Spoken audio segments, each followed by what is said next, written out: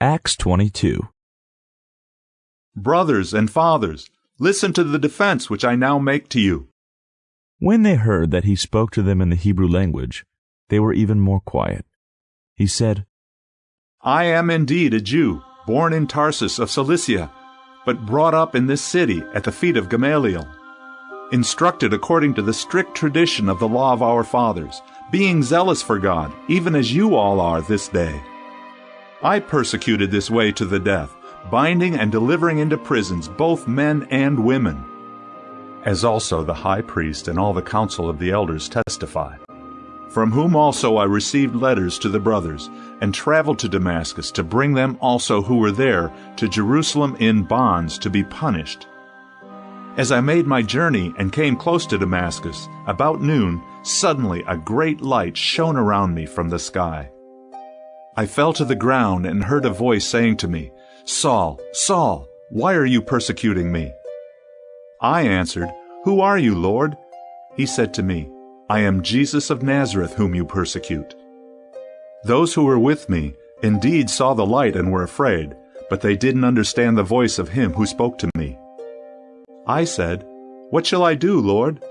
The Lord said to me, Arise and go into Damascus. There you will be told about all things which are appointed for you to do.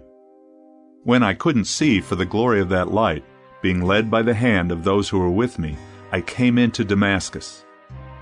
One Ananias, a devout man according to the law, well reported of by all the Jews who lived in Damascus, came to me, and standing by me said to me, Brother Saul, receive your sight. In that very hour I looked up at him.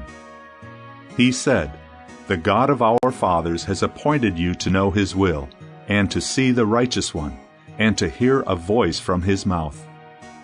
For you will be a witness for him to all men of what you have seen and heard.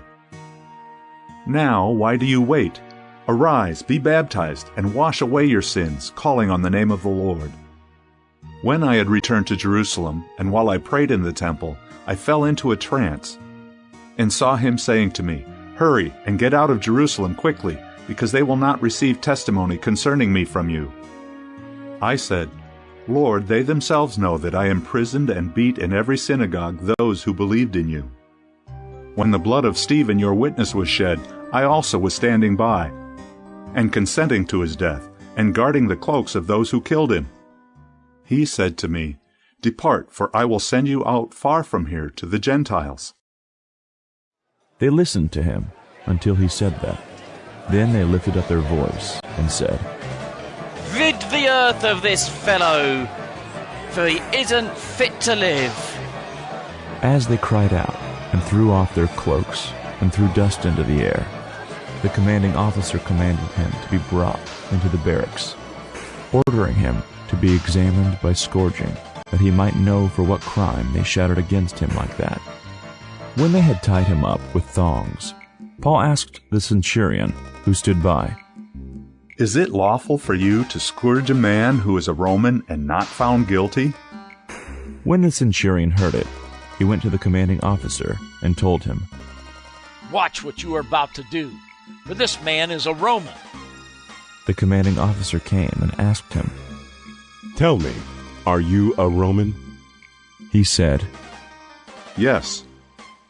The commanding officer answered, I bought my citizenship for a great price. Paul said, But I was born a Roman. Immediately, those who were about to examine him departed from him, and the commanding officer also was afraid when he realized that he was a Roman, because he had bound him. But on the next day, desiring to know the truth about why he was accused by the Jews, he freed him from the bonds, and commanded the chief priests and all the council to come together, and brought Paul down and set him before them.